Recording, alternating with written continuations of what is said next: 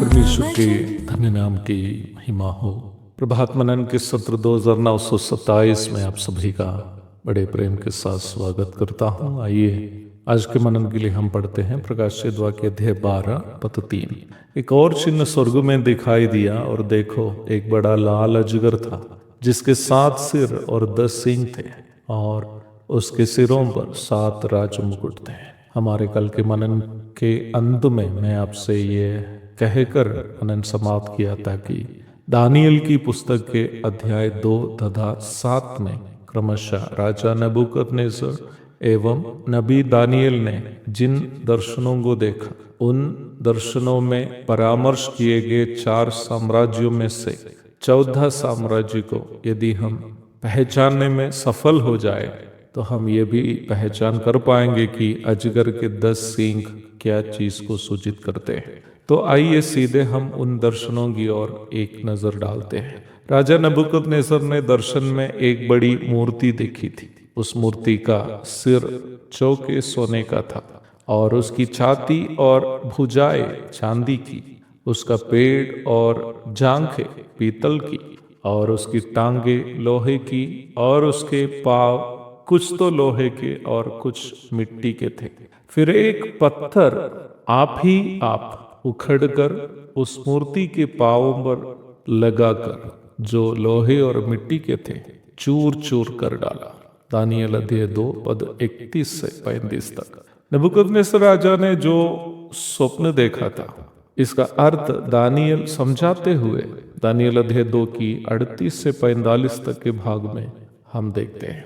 Daniel के अनुसार मूर्ति के सोना से निर्मित सिर नबूकदनेस्सर राजा का बाबिलोन साम्राज्य और छाती और भुजाएं जो चांदी की थी सूचित करती है कि बाबिलोन साम्राज्य का अस्त होने के बाद एक नया साम्राज्य का उदय होगा और उस साम्राज्य का अंत होने के बाद एक तीसरा साम्राज्य का उदय होगा जो पीतल के पेड़ और जांघें सूचित करती है।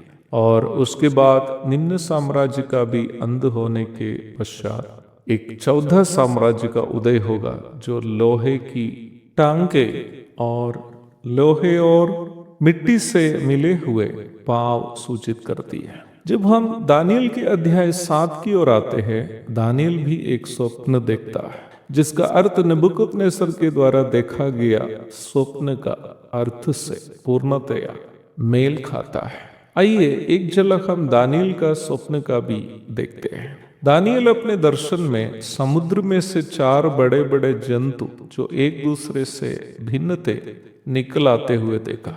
मैं आपको पूर्व में ये बताया था कि यह सूचित किया गया समुद्र शब्द दुनिया संसार के जन समूह को सूचित करता है। 4 जंतु में पहला सिंह के समान था जिसके पंख उकाब के से थे, उसका मनुष्य का हृदय दिया गया। दूसरा जंतु जो रीछ के समान था और तीसरा चीते के समान था और चौथा एक जंतु निकला जो अन्य तीनों जंतुओं से अलग था और यह चौथा जंतु भयंकर डरावना एवं बहुत सामर्थी था और इस जंतु के लोहे के दांत थे और 10 सींगे थे। दानियल अध्याय 7 की 1 से 7 तक। बहुत ही गहरा अध्ययन की अनिवार्यता इन भागों को समझने के लिए होने पर भी संक्षेप में हर किसी को समझने वाली भाषा में इन बातों को संक्षेप में कहकर मैं आगे की ओर बढ़ना चाहता हूँ। अध्याय 7 के 17 में हम स्पष्ट रूप में देखते हैं कि इन 4 जंतु जिसे दानियल नबी ने दर्शन में देखा वे क्या सूचित करते हैं। हम वह इस प्रकार पढ़ते हैं, उन 4 बड़े बड़े जंतुओं का अर्थ 4 राज्य हैं जो पृथ्वी पर उदय होंगे। These great beasts which are 4 in number are 4 kings who will arise from the earth। ईसा पूर्व 555 के लगभग में बाबिलोन साम्राज्य में राजा नबूकदनेस्सर के शासनकाल में दानियल इस दर्शन देखा।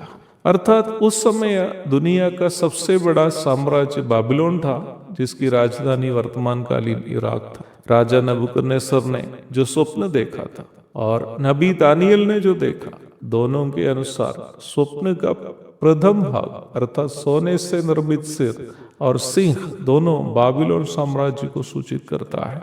दानियल 2:38। आप ये सुनकर ताजुब हो जाएंगे कि पौराणिक बाबिलोन में सिंह को एक पवित्र पशु माना जाता था, क्योंकि बाबिलोन की देवता इश्तार का यह पसंदीदा जानवर था। वर्तमानकालीन इराक में जो पौराणिक बाबिलोन साम्राज्य का बचा हुआ हिस्सा है, हिलाह शहर में आज भी एक सिंह एक मनुष्य को पाँव तले रौंदने की एक मूर्ति है, जो लगभग 2600 वर्ष पुरानी एक मूर्ति है। अर्थात दानियल के स्वप्न में देखा गया सिंह बाबिलोन साम्राज्य को सूचित करता है, जिसका अंत ईसा पूर्व 539 में हुआ। तत्पश्चात मेद फारसी साम्राज्य की स्थापना हुई। वर्तमानकालीन ईरान पौराणिक फारसी साम्राज्य की राजधानी थी। दानियल 8:20। फारसी साम्राज्य लगभग 127 प्रांतों का एक साम्राज्य था, जिसका एक छोर इंडिया और दूसरा छोर अफ्रीका में इथियोपिया था। एस्तेर 1:1। ईसा पूर्व 330 में मेदी फारसी साम्राज्य का अंत हुआ। तत्पश्चात ग्रीक अथवा यूनानी साम्राज्य का उदय हुआ। सिकंदर महान अथवा अलेक्जेंडर द ग्रेट, जिन्होंने युद्ध करते करते हमारे पंजाब तक आ गए थे, यूनानी साम्राज्य का सबसे महान सम्राटों में से एक था। सिकंदर की मृत्यु के बाद यूनान साम्राज्य 4 हिस्सों में बंट जाने की भविष्यवाणी दानियल ने जो किया, आप दानियल 8:22 और 23 में देख सकते हैं। ये घटना ईसा पूर्व 323 और 301 के बीच हुई थी। दानियल ने ईसा पूर्व 555 के आसपास भविष्यवाणी की थी। अवश्य याद रखें कि ईसा पूर्व को पीछे की ओर गिनती की जाती है। अब वो बचा है वो 14 साम्राज्य जो अजगर के 10 सींग सूचित करते हैं। समय बहुत हो गए हैं, इसलिए मैं कल आपको बताऊंगा वो 14 साम्राज्य कौन सा है, जिससे मसीह विरोधी अथवा एंटी क्राइस्ट आने वाला है। प्रभु की इच्छा हुई अध्ययन जारी रहेगा। प्रभु आप सबको आशीष देगा।